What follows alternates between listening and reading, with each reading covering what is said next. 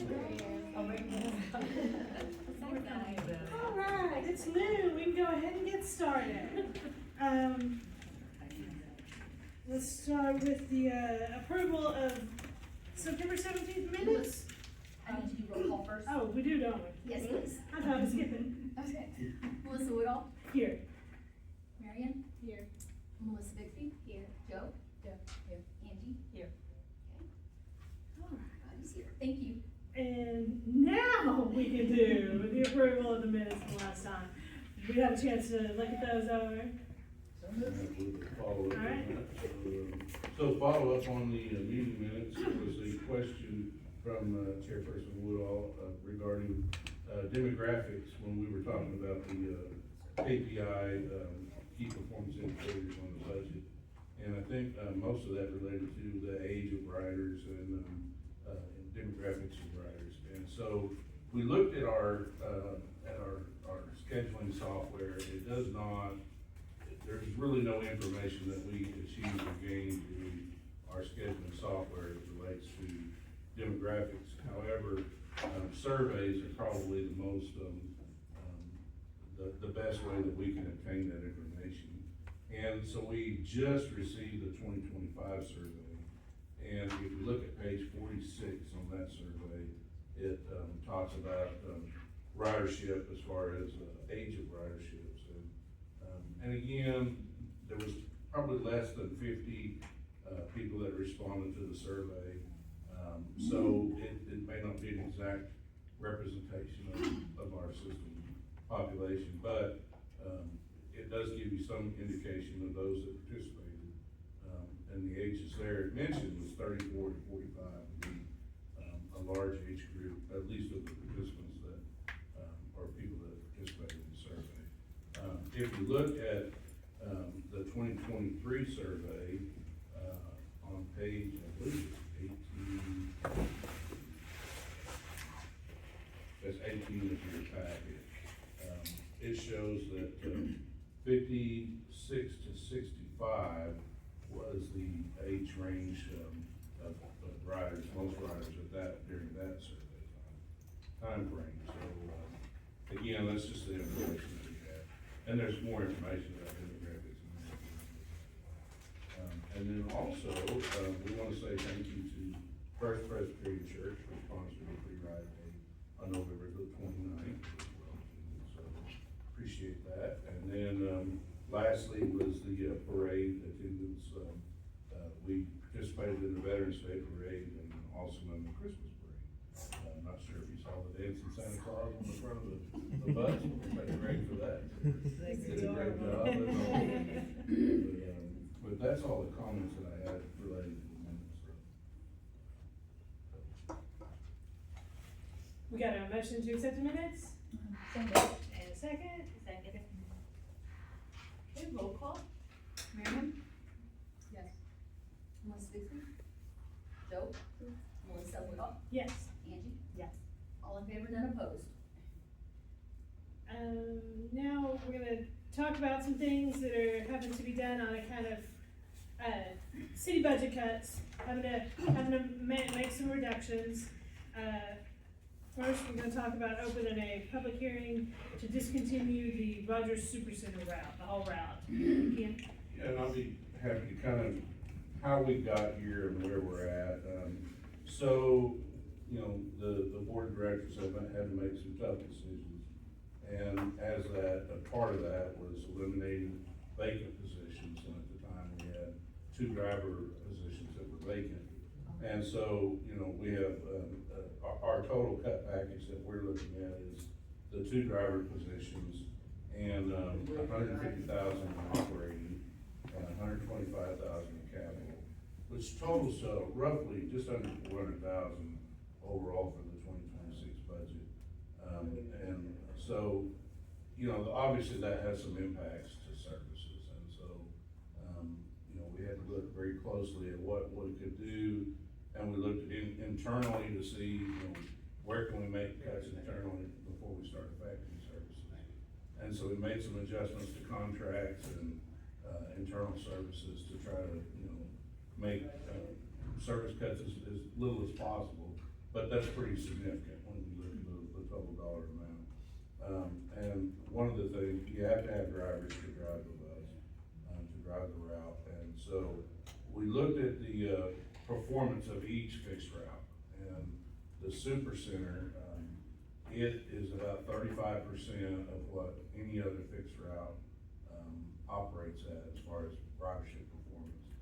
And a lot of that is, probably a couple of reasons for that. One is it doesn't make a connection to the transfer station. Something we were gonna look to correct at the beginning of 2025 if we would have been granted the, driver positions that we requested, but we didn't get that. And so we were gonna make some adjustments there. And another reason is it kind of overlays other routes that are already in existence. And so I think there's more reliance on the other routes, less reliance on this particular route. And so those being the key reasons, and, just looking at it, it's a hard decision, but we selected to discontinue that route as being the least impacting to the overall system and the overall ridership. That's gonna have some savings in, of course, the 2 driver positions, but also in fuel and maintenance, and we delineated that out, what we thought that would be and how that would, apply to the $150,000 that we're required to cut from. And so with that, I mean, that's about the best explanation I can give, other than, there are some areas where that route covers, particularly the, county health and the social security, that we believe we can make adjustments to the Towson route. Yes, sir. To cover those particular spots that we know, are going to be heavily utilized. So we'll make sure they're covered with the Towson route, and, by doing a little bit of tweaks to that. So that's up and coming, we'll make those adjustments to do that. But what we're asking the commission to do, and keeping in mind that these cuts are imminent, it's already happened, so we, it's not as if we can really decide whether or not to do this, we pretty much have to. And with that, we still would like the commission to open a 30-day, public hearing. That would be so that we can comply with the federal grant requirements. So we will keep the system and service intact until that 30 days is up.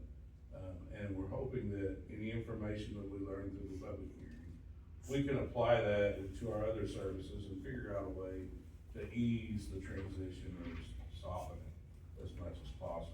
So if we could, possibly get a motion and second to open the public hearing, it wouldn't hurt if we had the commission's blessing on discontinuing the route so that we can share that with FTA, that this is a process that we took because we had to. So question, can we just have one motion to open public hearings on all of these? That would be the commission's desire. So if you wanna do that, that would be Okay, fine. do we want to make a motion after we've talked about all of them, batches of motions, just in case we discovered through discussion we didn't for some reason want to batch them? Alright. Discontinuation is temporary or permanent, like this route would never. This would be permanent, now keeping in mind, if conditions improve, the budget improves, we can make requests to the board of directors. And maybe it'll be a different alignment. Yeah, if the budget improved, I would think we would go to what we wanted last year when we were hoping for budgets, when there was gonna be a total route realignment that was gonna involve, it was gonna involve getting rid of the Supercenter route too, but it was gonna be replaced with a whole Phoenix route, and, there was gonna be a big route realignment. And I would think that if budget opened back up, that would be Yeah, more we're gonna the go back and direction we take would a go, look yeah. at our prior, Yeah. recommendations. Which will look more specific after we have public hearings.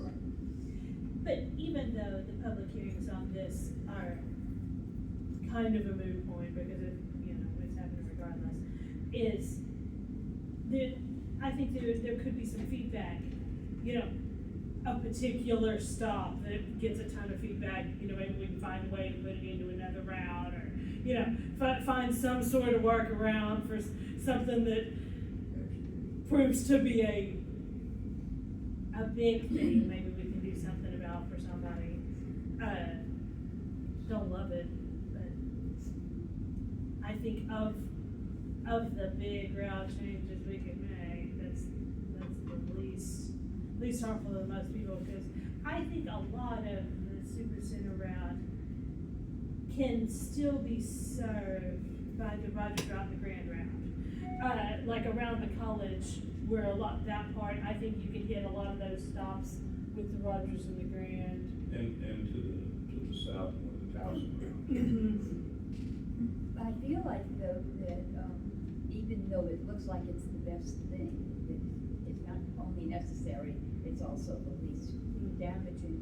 I feel like having public comment on it would, help clarify exactly how we adjust. Right. And, you know, after all, there could be things revealed that we didn't realize, that route was developing. Yeah, and, you know, sometimes the public comment has worked like that in the past, that, you know, during that period, even when it was less of a done deal, we learned some things that, I hadn't really thought about though. And I can give you a couple examples as we go through, work through the next few items. Yeah. Give you a preview Okay. of those. You want to, go ahead? Yeah, let's go ahead and move on to it, and then we'll Of course, the motion. next item that we selected was to scale back Saturday service hours. And I know this, a lot of the initial thought on this was, oh no, we're gonna get a Saturday service. No, it's actually scaling back Saturday service hours. And the reason we selected that day to target for reductions is that day it represents about 65% of the ridership that we get any day, Monday through Friday, any day of the weekdays. Ridership drops off on Saturdays. And we have the same basic format on Saturdays that we do during the week. And so, we're looking at that, scaling back to a 9 to 4 as opposed to the, help me out here, Greg, the 7 to 6. Yes, sir. in the fixed routes. But we will, back that up an hour, 8 to, and extend it an hour, 8 to 5 for the demand response. So we'll give it a little bit extra there for somebody that needs to utilize that service. So that, you know, that's a significant cut, but, considering that our ridership is less impacted on that day, and we're still operating, services that day, we're hopeful that will still serve the primary mission, what is needed out there. And, you know, in talking about what the public hearing could do for us is, you know, we looked at eliminating a subset of hours based on what our information is, but maybe we find that through the public hearing process that, passengers would rather have the service earlier than later. Well, the other option might be maybe just have it morning and evening, for people who do work Saturdays to get to work and to get home, but do we need them there all day? Split shifts is a little difficult because of staffing and trying to, you know, coordinate staffing. And then, you know, we have quite a bit, you know, there's supervisory, but what you're talking about is more like a job access. And the first few weeks we had that, and that did work good in a different type of grant structure. So I appreciate your comments, as that makes good sense. And maybe that's what we come up with, and we'll see part of the comments. I just know operationally and logistically, it's a little more difficult to separate the day. How does it compare with our data on when people are riding? Are these two ends when the people are the lightest and it's heaviest in the middle? It is, it does correspond to activity. But what you find too is that, and what we found and learned through transit, and the reason I mentioned earlier rather than later is, all of us, when we're getting ready for work, it's harder to find someone to get a ride with in the morning than it is in the afternoon when the workday is done, you know, because people are rushing around. And, you know, and so maybe that might be the thought with the reduction of these hours, you know, that is out there. And so learning that from the public hearing, what we have to do is reduce the total hours. But which hours we reduce, we might be able to change this local ordinance. So when you said the data, are you saying that the data supported this middle of the day? That's what it supported? Okay, but we might learn differently. I know it was just one person who came to a forum and said that they needed bus routes in the evening so they could get home when they're not sober. Right. And since the, Central Business Improvement District is working on upgrading downtown for that kind of life, I wondered whether that couldn't be kind of in the survey. See whether that late evening, Saturday night. At one time, we actually operated night service, and what we found was there was kind of just that one time frame where everybody wanted it, and they all wanted it in different areas of the city. And so it was hard to, supply that, And it was dominantly people going to and from work. Yeah. It wasn't a whole lot of using it for entertainment. That was definitely not where the demand was. Some of the loss that you experience on, ridership, of course, is school, and then a lot of medical, is done throughout the week and not so much on Saturdays. And these surveys show that a lot of the ridership is geared towards medical, obtaining medical services. So I don't think it's gonna be as impactful, it will be somewhat impactful, I'm sure.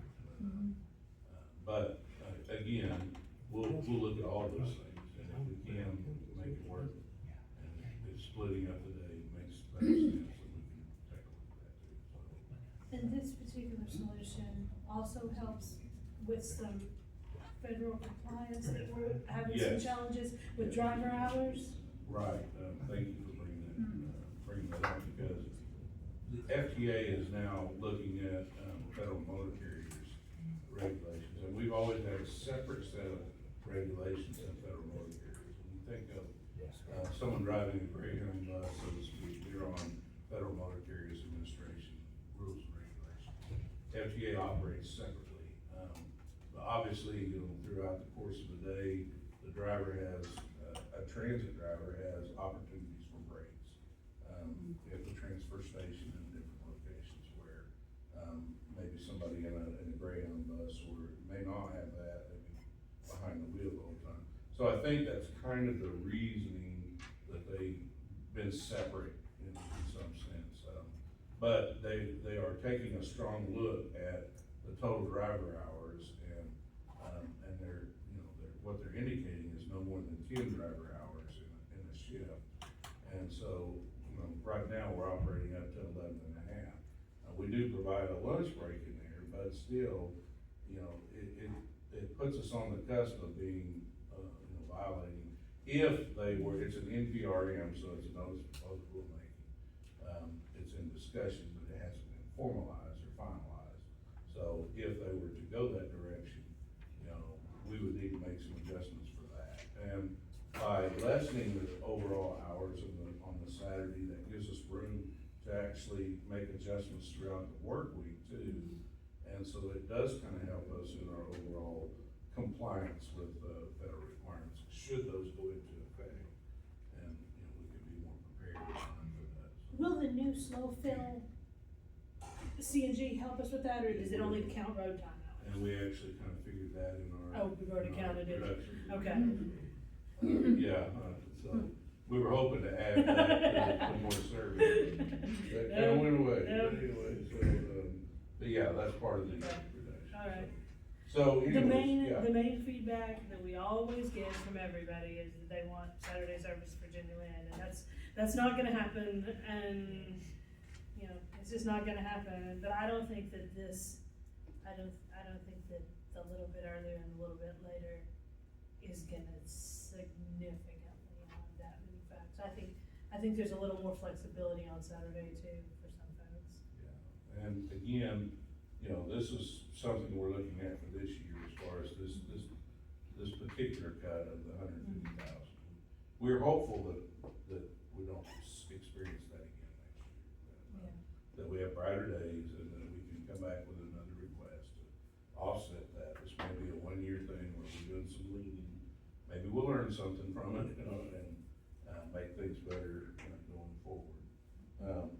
that's where we're at, we'll make it Saturday.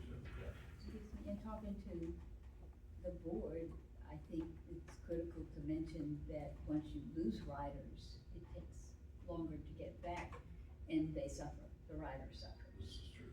So, I mean, even though it might be just 1 year, whoa, Yeah, it can have lasting effects, so. yeah.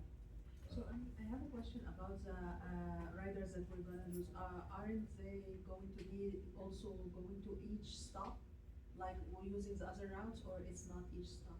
Like, did you guys say that the other routes will kinda try to get to the routes that we're gonna cancel? No, the other routes will stay the same.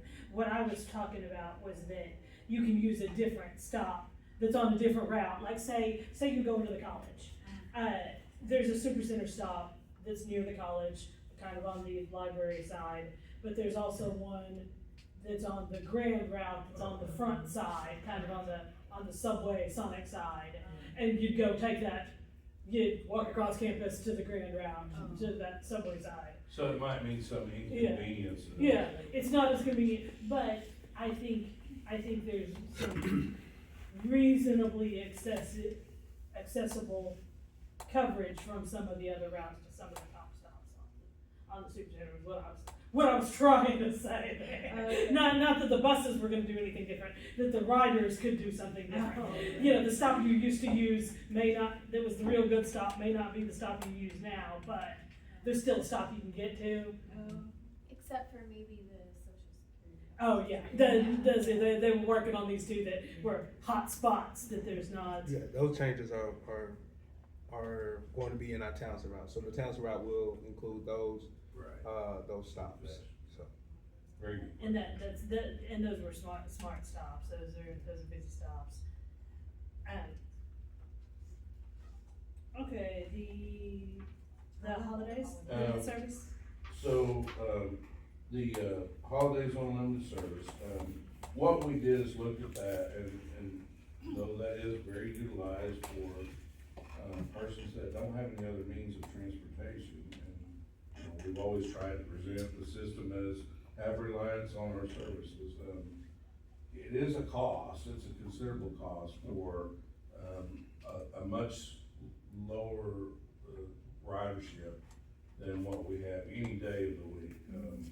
And so, you know, what we're looking at are things that, you know, have relevance to the system's entirety. And I know these are impacting into an individual, this could be really impacting, but we have to look at the entirety of the system. And so with that, we have considerable coverage for supervision. You know, our drug and alcohol program has to remain in effect, our safety program has to remain in effect, our maintenance has to remain in effect, on these days, and our dispatch has to remain in effect on these days. So we have a lot of staff coverage for, not a lot of ridership comparatively. And so that's another reason why we selected this, and keeping in mind, you know, we may, hopefully in future years, we have a better look in the budget, we can maybe make some adjustments in that, and maybe we'll learn more through the public hearing process, how bad that really is impacting.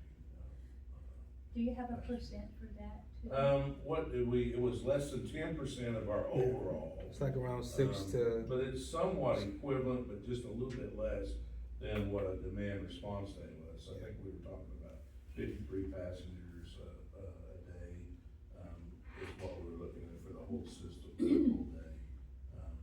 You know, which it's not a small number, but, you know, when we're talking about almost 900 passengers a day on everyday system, it is relatively small, And to pay considering that the staff that's required. Yeah, pay that per staff for 53 passengers. This is the cut that I hate the most though, because this one Yeah. is one that every single rider that it impacts was only using this one because they're desperate. If you're taking the limited service, you need to get to work.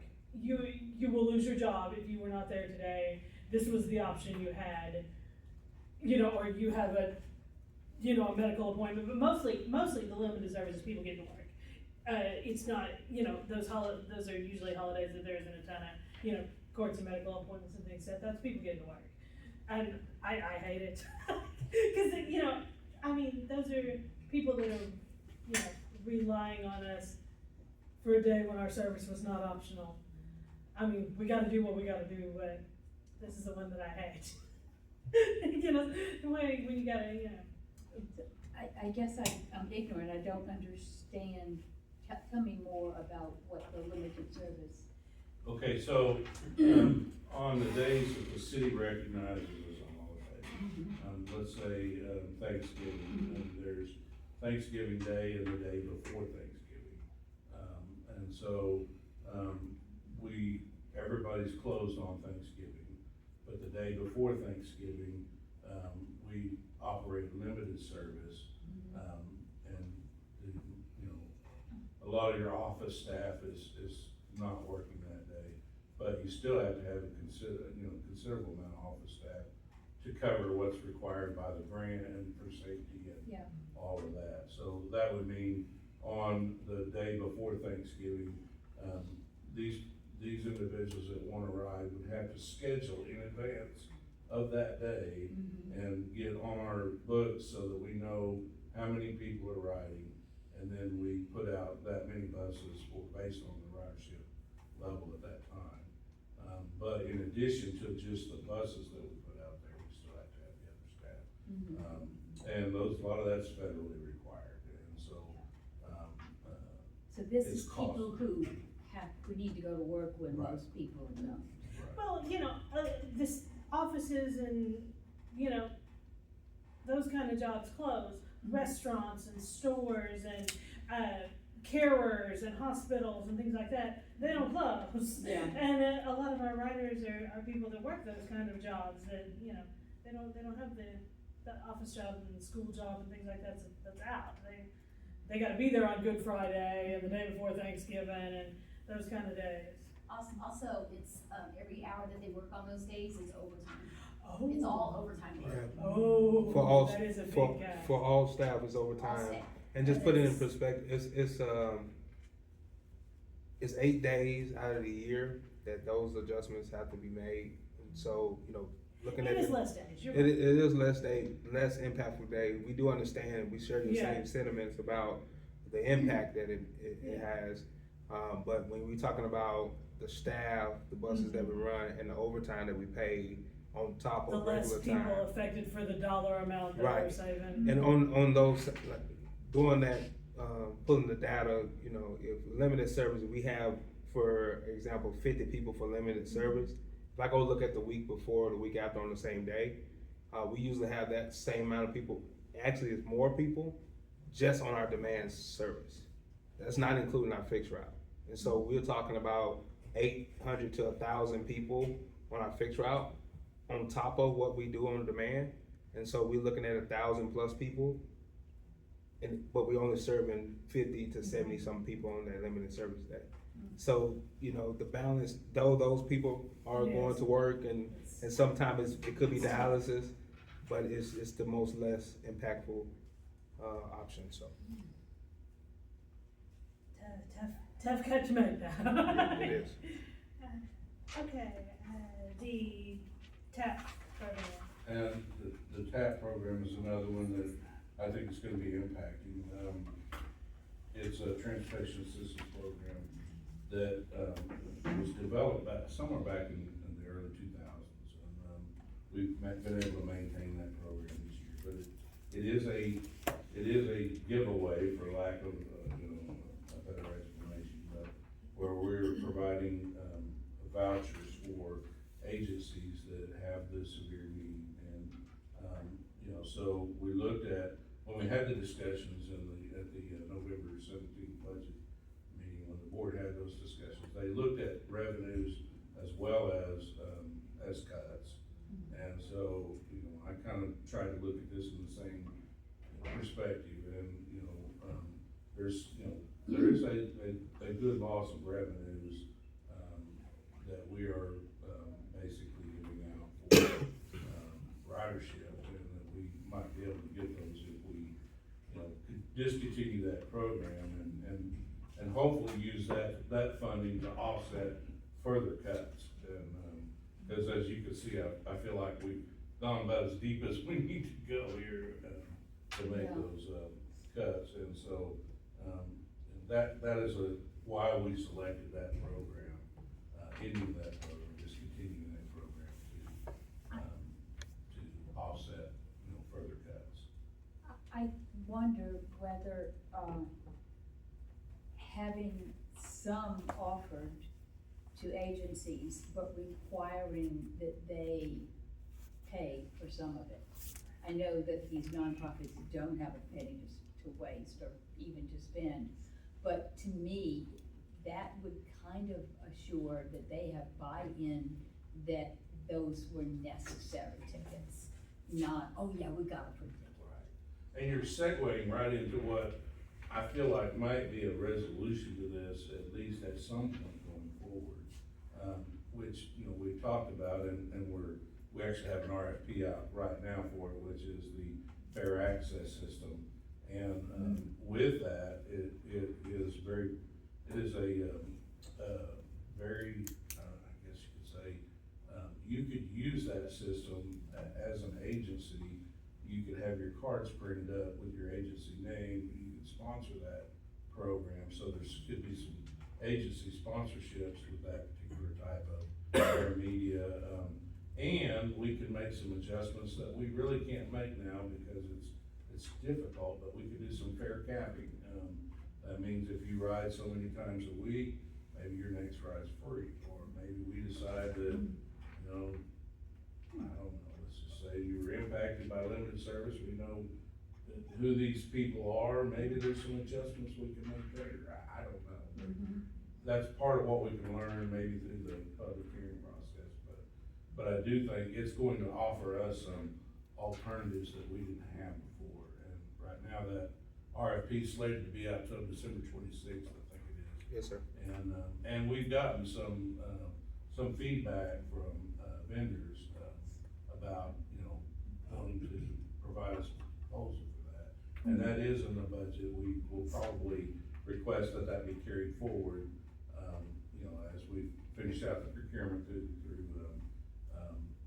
2026, early 2026. But we feel like that is going to be a big help in a lot of these different, cuts that we've had or making, to be able to help us, give something back,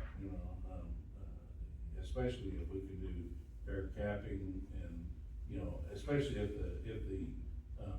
the budget conditions improve, or, maybe the funding cuts aren't as deep as they have to be, or, we can request more money, and maybe, do something with that system.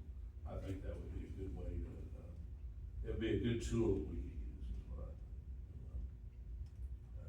So that's what we're hoping on, is to have something, a good tool to be able to help us out with some options in the future, that we just don't have right now. It feels like the public hearing just gonna be really critical, and making it, effective, widespread. Yeah, so do we want a proposal to, have a public hearing on all of the above? Right, okay. The public is gonna feel a lot like we feel, like most of these things suck. And, we don't wanna do any of them, and they don't wanna do any of them, and it is what it is, though. I mean, when you ain't got money, you ain't got nothing. And, you try and spread it as best as you can spread it, and turn as few people as you can hire, and How do we get free publicity for, engaging people in the process? I mean, really. Well, on the bright side, as far as getting the word out about our services, if you look at our survey, I can't recall which page it is, I see. but there is a page in there that illustrates It's in the building. what our outreach is, and it is very good. There's a number of different ways in which we get information out there. And it's utilized all across, right?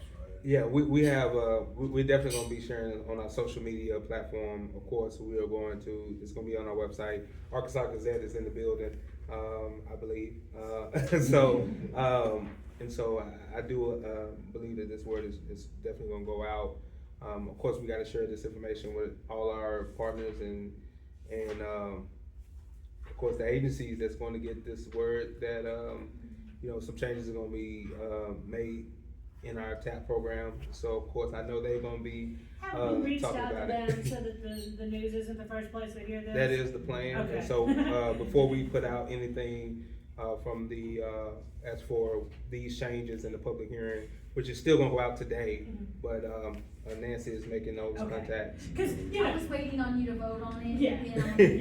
yeah, we don't have to, it would be courteous to give them a personal call so they don't hear about it through the I newspapers. think we need to get all our board of directors to put it on their Facebook pages and get everybody engaged and, you know.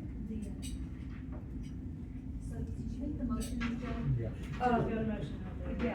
Yeah, To approve all of the public hearings, open all the a public hearings. motion That's what I thought, I heard, I was waiting on a second. to have a.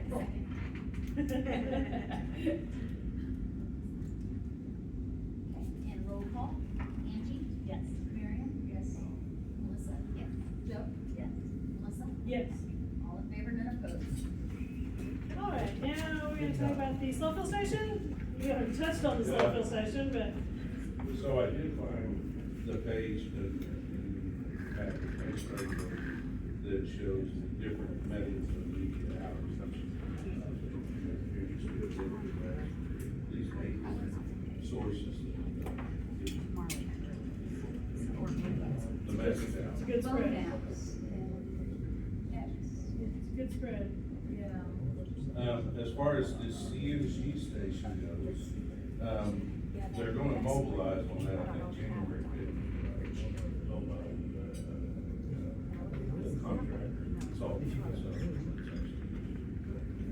work, construction work. So that's slated to, come in, they're waiting on the dryer, to arrive. And once they get that mobilized, start on slow fill, so we get that done. That'll be really nice because that would go as far as fueling the buses, they're standing there. Very helpful. I think it's gonna be about a 4-week turnaround project, so it's gonna happen really well. Once they have all the equipment, they install it, so. Yeah, probably. First part of the year, that first quarter. So we're excited about that. As far as the access road project, well, that has been one that has gone back and forth. I'm not sure if I recall what I recall, in sharing with the commission in the last week, but I did have lunch with the FDA administrator, and she wanted to look at a different option, which was an exclusive, right away using the green space over on this property next door for an access road. It's currently a ditch, right? It is, and it is where all of our, fiber optics, our water line, our fire suppression line, all of our communications, everything goes through the same area that the city wanted to use. And it is an option, but we had a meeting with Marmon Properties and them and their investors, and they all said, no, that is not a good option because of the reasons I just mentioned between them and their investors. So what we proposed was to FDA was to construct them a separate parking lot so that they could relocate their tractor trailers, and then that would leave this easement available for us to go in and out without fear of, having Dodge tractor trailers, So it would put the access where the access is now, just Right. not through a parking lot with trucks coming through? Right, it will move their tractor trailers gates there. We're not gonna do that because if you don't own it. That sounded kinda good. We're not gonna fund it, and so, back to the drawing board. So then we met with, the A&M, Railroad yesterday, and we asked, okay, let's take a look at the access road on South 28, as we had originally intended. But instead of the gates being normally open, let's look at this as normally closed, you know, and anytime there's train activity east of Jenny Lynn, the gates will not work, so they will remain closed, and we'll just use the access that we're using now, which happens about 2 times a day, so it wouldn't impact us significantly, and it wouldn't impact them at all, because the gates would be closed, and they wouldn't have to worry about shutting the gates or manning the gates.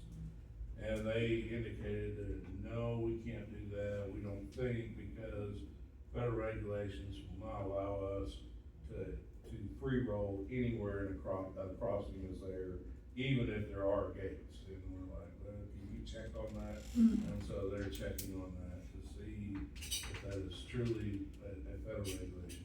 But they did share with us, about this section of the rail spur that's on the north side is not owned by them or operated by them. That is a private rail that is owned by Armour Properties, and they said, why don't you go on out to Ingersoll Road instead of going out to South 28? And we're like, well, I kinda wish they'd offered that up before, with all this discussion we've had since 2022 about, you know, what to do with the rail, but they at least did mention that, so, you know, that's another option that we can explore. But in the meantime, we're still having them explore, you know, can we use technology to keep the gates closed?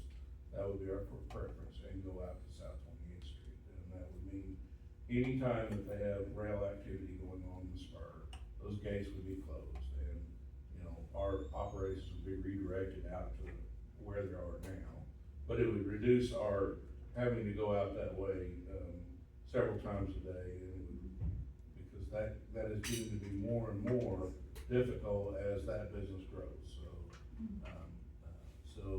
and, you know, either of these options, if we could use the technology, wouldn't require us to build a spur, which was gonna be about $857,000. Or, if we go out this way, it doesn't require us to build a spur, which is gonna be about $857,000. So, you know, it does look like it opens up another option that I just wasn't aware of, existed because of the ownership of the rail system.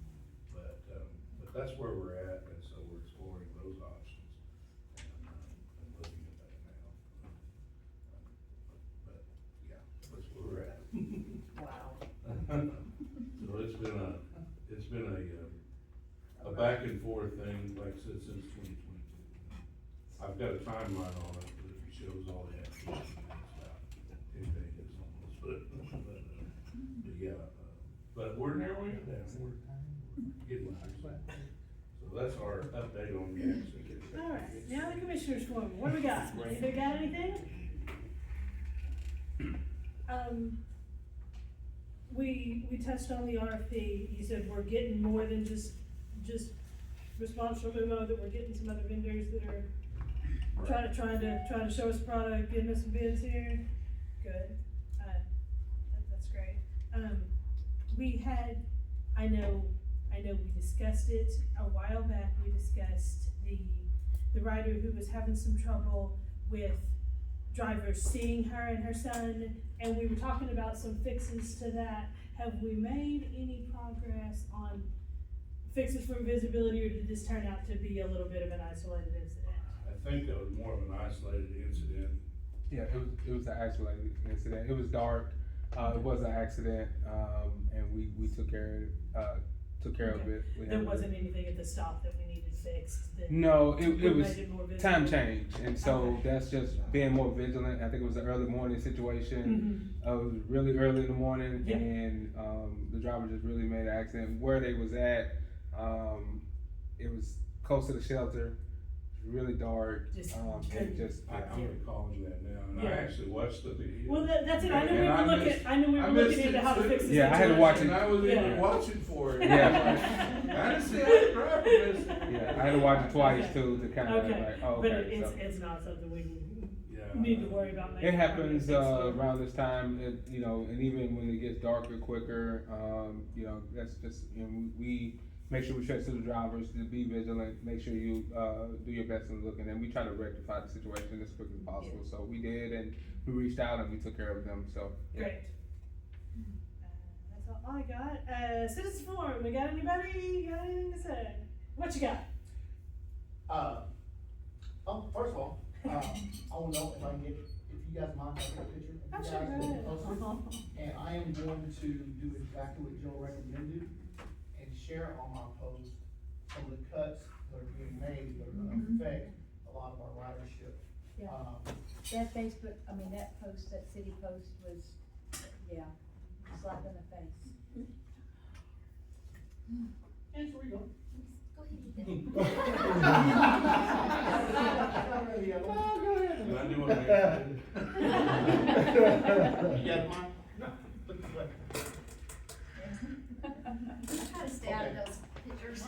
We appreciate you being Yeah, here. so secondly, I wanna thank you guys, I wanna thank staff, but I wanna, thank the TAC. You guys being here, if you guys haven't watched any board meetings, you know, we have, a board that some of us feel is that we can micromanage every department, and we know we can't.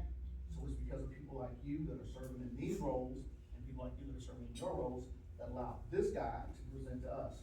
So thank you so much, your work and your input is very much appreciated. Thank you. Thank you. Thank you.